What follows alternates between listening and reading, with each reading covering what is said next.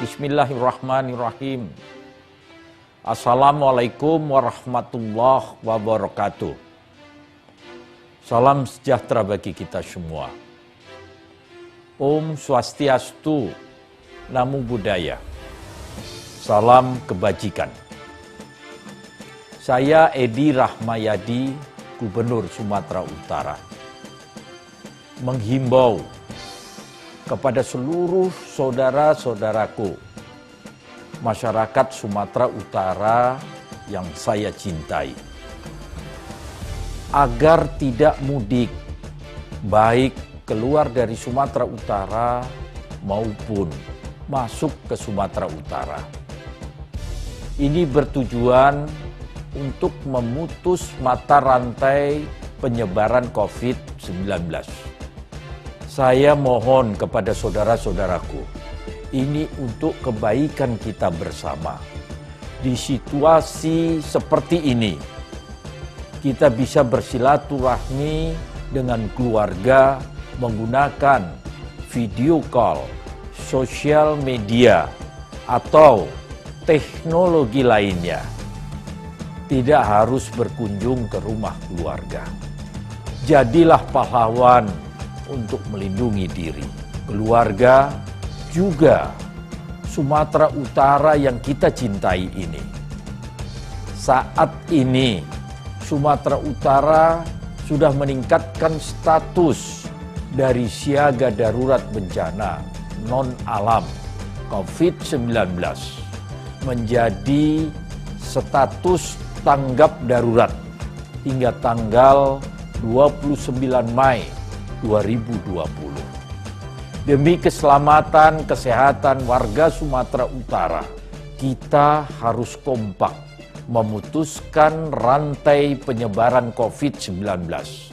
Mari kita berdoa kepada Tuhan yang Maha Esa, Allah Subhanahu wa Ta'ala. Semoga situasi segera kembali pulih dan kita terbebas dari bencana ini. Wabillahi taufik wal hidayah. Wassalamualaikum warahmatullahi wabarakatuh.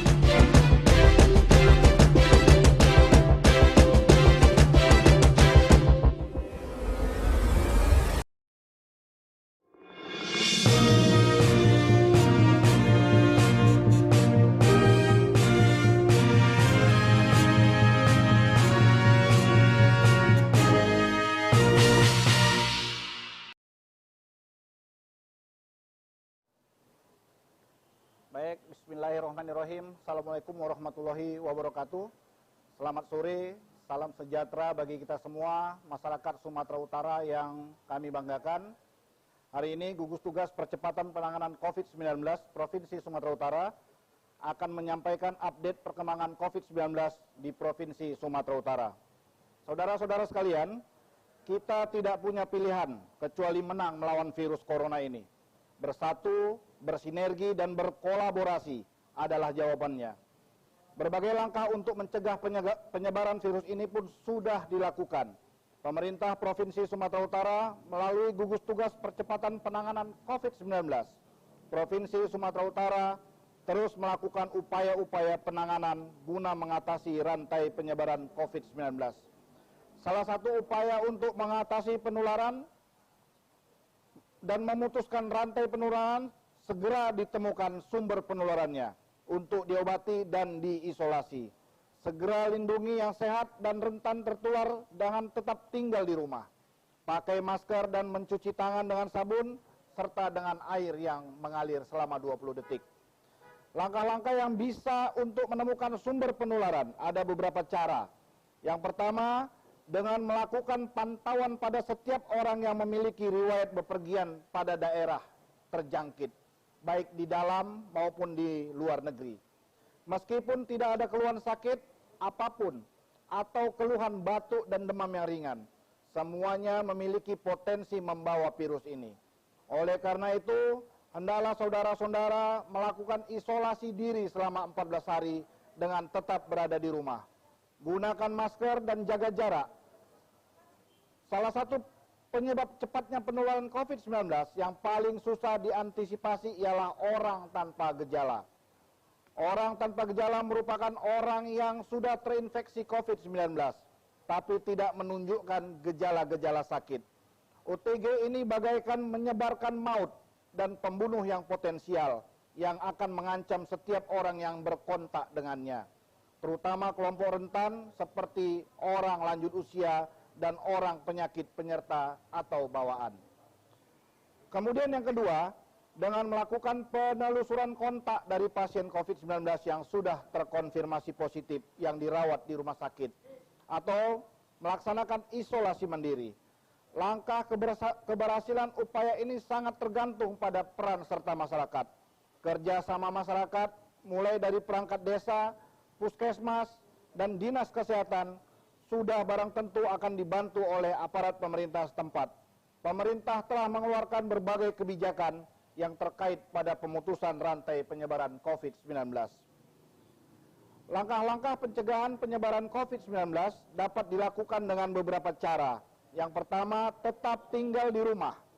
Kita tidak pernah tahu siapa orang yang di luar rumah yang membawa virus, yang tidak bisa kita bedakan dengan mata biasa.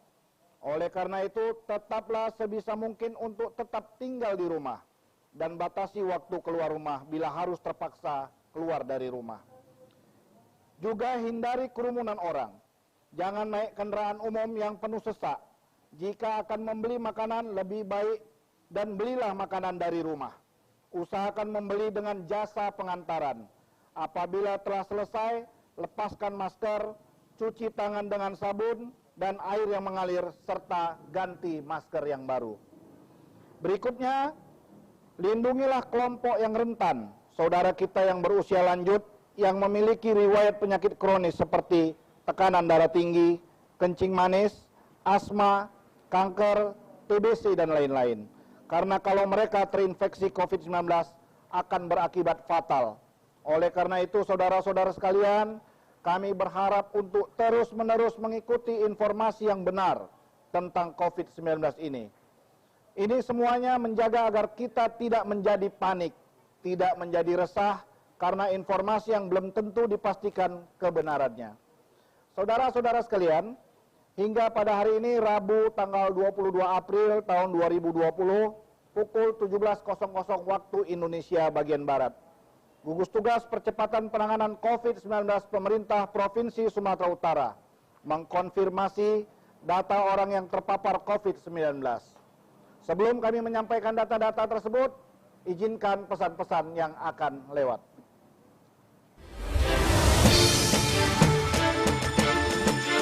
Alur rujukan Rumah Sakit Darurat, rujukan COVID-19, Rumah Sakit Marta Friska, dan Rumah Sakit GL Tobing. Rumah sakit asal memastikan bahwa pasien yang dirujuk adalah PDP baru yang telah dikonfirmasi oleh dokter spesialis paru, penyakit dalam, dan bukan pasien PDP yang sedang dalam perawatan di rumah sakit asal. Pasien PDP sudah harus dilakukan pemeriksaan darah lengkap, foto toraks, dan EKG sebelum dirujuk. Rumah sakit asal meminta persetujuan kesediaan pasien dirawat di rumah sakit darurat rujukan COVID-19 tanpa didampingi keluarga serta tidak ada jam kunjungan keluarga kecuali pasien anak di bawah 15 tahun. Pasien anak boleh didampingi satu anggota keluarga. Rumah sakit menghubungi hotline Rumah Sakit Darurat rujukan COVID-19 Marta Friska Multatuli 061 414 9666 0813 6213 6822. Hotline Rumah Sakit Darurat rujukan COVID-19 Rumah Sakit JL Tobing 0822 6804 0024. Pasien dikirim dengan menggunakan ambulans rumah sakit asal dengan membawa hasil pemeriksaan.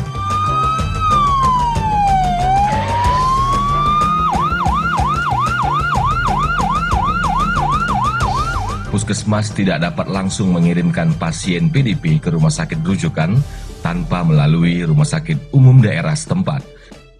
Rumah sakit, dokter, dan petugas kesehatan adalah benteng terakhir. Andalah garda terdepan. Saudara-saudara sekalian, Rabu tanggal 22 April tahun 2020 pukul 17.00 waktu Indonesia bagian Barat. Gugus Tugas Percepatan Penanganan COVID-19 Pemerintah Provinsi Sumatera Utara mengkonfirmasi data orang yang terpapar COVID-19. Orang dalam pemantauan berjumlah 2.134 orang. Pasien dalam pengawasan berjumlah 153 orang. Pasien positif dengan pemeriksaan PCR berjumlah 93 orang. Pasien positif dengan menggunakan rapid test berjumlah 18 orang. Pasien yang sembuh 22 orang. Pasien yang meninggal dunia 11 orang. Saudara-saudara sekalian, mari kita terus berpartisipasi secara aktif dalam penanganan COVID-19 ini. Melalui cara pemutusan rantai COVID-19 ini, pastikan keluarga kita tidak tertular, dan kita pastikan saudara kita yang kemungkinan tertular tidak menularkan kepada orang lain. Tetap tinggal di rumah adalah jawabannya. Mari kita sebarluaskan dan kita laksanakan penggunaan masker. Maskerku melindungi kamu, maskermu melindungi aku. Hargai dan bantu upaya mereka yang melakukan isolasi mandiri, serta jangan diskriminasi pasien COVID-19 yang sudah sembuh. Oleh karena itu, marilah kita bersatu dan bergotong royong melawan COVID. Dari pusat sampai ke daerah, sampai ke desa-desa, hingga sampai ke unit keluarga. Tetaplah berada di rumah dan produktiflah di rumah. Waspadai ancaman demam berdarah, karena pada periode ini adalah bulan yang sangat klasik pada masa pancaroba, sehingga terjadi peningkatan kasus demam berdarah di beberapa daerah. Apabila ini terjadi bersamaan dengan infeksi COVID-19, maka angka kesakitan akan terus meningkat dan akan terlihat kecenderungan penderita COVID yang meninggal adalah pada usia yang masih muda. Oleh karena itu, waspadai demam berdarah dengan melakukan pemberantasan sarang nyamuk di rumah kita bersama keluarga, serta menguras dan membersihkan tempat penampungan air, juga menutup tempat penampungan air, menyingkirkan dan mendaur ulang barang bekas yang menjadi tempat tampungan air. Saudara-saudara sekalian, saudara-saudara, bentuk kerjasama inilah yang dibutuhkan. Saling tenggang rasa inilah yang diperlukan. Mari kita menjadi teladan untuk menyelamatkan keluarga kita, untuk menyelamatkan tetangga kita, untuk menyelamatkan lingkungan kita. Hanya ini cara yang bisa kita lakukan untuk menyelamatkan Provinsi Sumatera Utara yang sangat kita cintai ini. Oleh karena itu, kami yakin kita memiliki jiwa gotong royong. Kita memiliki jiwa tenggang rasa dan kita pasti akan mampu melewati cobaan ini. Yakinlah, kita pasti bisa dan kita pasti mampu melewati semua ancaman ini dengan semangat gotong royong dan bersatu. Demikian, kami akan mencoba menjawab beberapa pertanyaan yang masuk. Apakah ada anak-anak yang PDP? Kami sampaikan, saudara-saudara sekalian, hingga hari ini rumah sakit rujukan kita di Marta Friska ada merawat 2 orang anak yang berusia di bawah 5 tahun dan usia belasan tahun dengan kondisi yang masih termonitor baik sambil menunggu hasil pemeriksaan swab yang akan datang. Selanjutnya, apakah ada bantuan untuk masyarakat dari Dinas Sosial yang sudah disalurkan? Saat ini pemerintah Provinsi Sumatera Utara melalui gugus tugas percepatan penanganan COVID sedang mendata, sedang melakukan pendataan terkait pemberian bantuan kepada masyarakat miskin. Nanti seandainya sudah, kami akan menyampaikan kepada saudara-saudara sekalian. Saya kira demikian untuk hari ini. Terima kasih atas perhatiannya. Marilah kita tetap berdoa agar ancaman pandemi COVID-19 ini segera berlalu dari bumi Sumatera Utara. Terima kasih. Wabillahi taufiq walhidayah. Wassalamualaikum warahmatullahi wabarakatuh. Sumut lawan COVID-19 bersama kita bisa.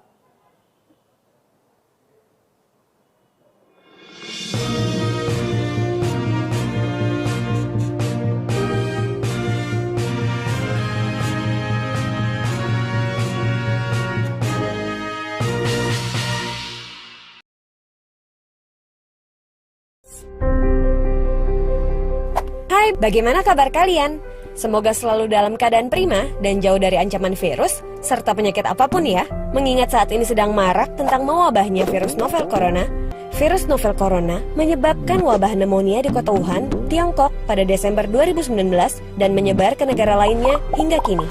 Penyebab infeksi virus corona tersebut antara lain percikan air liur pengidap, bisa dari batuk dan bersin, menyentuh tangan atau wajah orang yang terinfeksi, menyentuh mata, hidung, atau mulut setelah memegang barang yang terkena percikan air liur pengidap virus corona.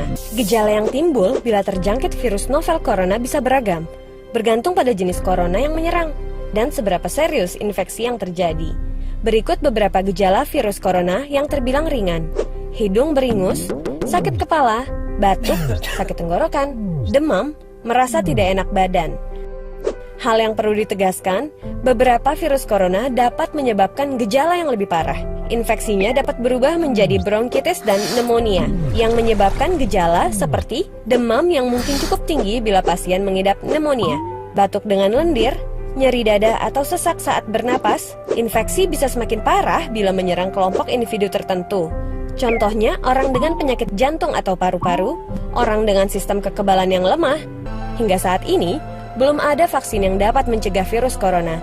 Maka dari itu, langkah terbaik adalah mencegah penyebaran virus tersebut, yaitu menghindari berpergian ke Cina, menggunakan masker saat beraktivitas di luar ruangan, terutama bila kamu beraktivitas di tempat umum.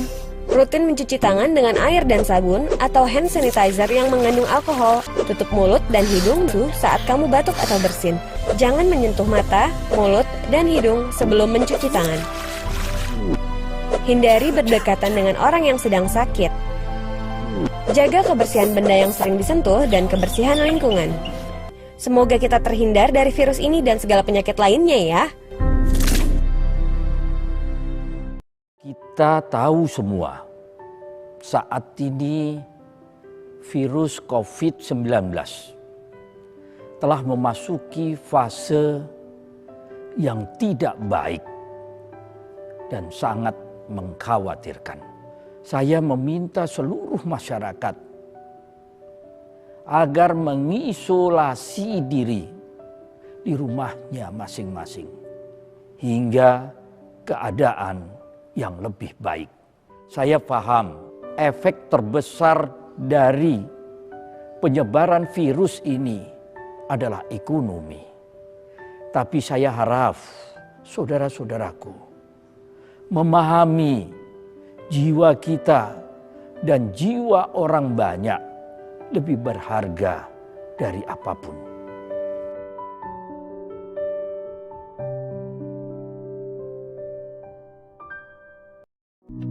Wabah virus corona bisa kita hindari bila mereka yang terkena penyakit ini melakukan isolasi diri. Tidak semua pasien corona harus dirawat di rumah sakit. Mereka yang tidak termasuk kelompok rentan cukup melakukan isolasi diri di rumah. Protokol isolasi diri sendiri dalam penanganan COVID-19. Mengapa orang yang diduga tertular COVID-19 diisolasi setidaknya 14 hari? Gejala COVID-19 biasanya muncul dalam rentang 1-14 hari berupa batuk, demam, atau sesak nafas. Dalam selang waktu itu, kondisi orang diduga terinfeksi COVID-19 diisolasi dan dipantau di rumah sakit, rumah, atau tempat lain. Untuk memastikan infeksi, akan dilakukan tes beberapa kali. Apabila Anda bukan kelompok rentan seperti lansia atau memiliki penyakit kronis lain seperti diabetes, jantung, kanker, penyakit paru kronik, AIDS, penyakit autoimun, dan sejenisnya, maka Anda dapat secara sukarela atau berdasarkan rekomendasi petugas kesehatan melakukan isolasi mandiri. Apakah isolasi mandiri itu? Isolasi mandiri adalah upaya mencegah penyebaran COVID-19 dengan berdiam diri di rumah sambil memantau kondisi diri kita, seraya tetap menjaga jarak aman dari orang sekitar atau keluarga.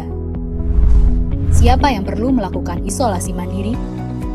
Siapapun yang memiliki gejala sakit seperti demam, batuk atau pilek, nyeri tenggorokan, atau gejala penyakit pernafasan lainnya, atau termasuk dalam kelompok orang dalam pemantauan atau ODP, yaitu orang yang pernah berkontak erat dengan pasien positif COVID-19, dan atau orang dengan riwayat perjalanan dari negara atau transmisi lokal COVID-19.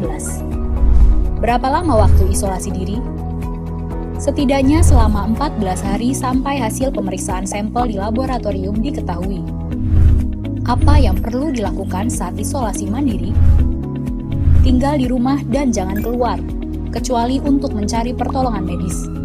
Sebisa mungkin, gunakan kamar terpisah dan selalu jaga jarak setidaknya 1 meter dari anggota keluarga lain. Selalu gunakan masker selama masa isolasi diri. Ganti masker secara rutin apabila basah atau kotor. Lakukan pengukuran suhu harian dan observasi gejala seperti batuk atau kesulitan bernafas. Hindari berbagi peralatan makan seperti piring, sendok, garpu, dan gelas, perlengkapan mandi seperti handuk atau sikat gigi, dan juga benda berbahan kain, misalnya pakaian atau selimut. Terapkan perilaku hidup bersih dan sehat seperti makan makanan bergizi, rutin mencuci tangan dengan sabun dan air mengalir, serta melakukan etika batuk dan bersih. Upayakan berada di ruang terbuka dan berjemur sinar matahari setiap pagi. Jaga kebersihan rumah dengan cairan disinfektan, terutama untuk area atau permukaan yang sering tersentuh tangan. Hubungi segera fasilitas layanan kesehatan bila sakit memburuk, seperti mengalami sesak nafas. Apa yang tidak boleh dilakukan saat isolasi mandiri? Tidak boleh keluar rumah, termasuk untuk bekerja, apalagi ke ruang publik. Bila sangat terpaksa harus keluar, gunakan masker dan hindari transportasi publik atau tempat ramai. Tidak boleh berbagi alat makan, mandi, dan pakaian bersama anggota keluarga lainnya. Cuci peralatan makan dan pakaian secara mandiri, terpisah dari anggota keluarga lain. Bila harus berbagi kamar mandi atau mesin cuci pakaian, maka bersihkan dengan desinfektan setelah dipakai. Bagaimana menjaga pertahanan tubuh selama masa isolasi mandiri? Tetap terapkan pola hidup sehat, antara lain dengan makan makanan bergizi seimbang, perbanyak buah dan sayur, istirahat yang cukup, lakukan olahraga ringan, dan hindari merokok atau minum alkohol. Isolasi mandiri bukanlah sesuatu yang sulit, namun membutuhkan komitmen baik dari diri sendiri maupun keluarga dan orang terdekat. Orang yang menjalani isolasi dapat mengalami kesepian, kekhawatiran, dan ketidaknyamanan saat mengalami gejala sakit. Maka mereka perlu dibantu, didukung, dan diberi semangat. Mari saling berempati, perkuat solidaritas, dan bersama kita melawan corona.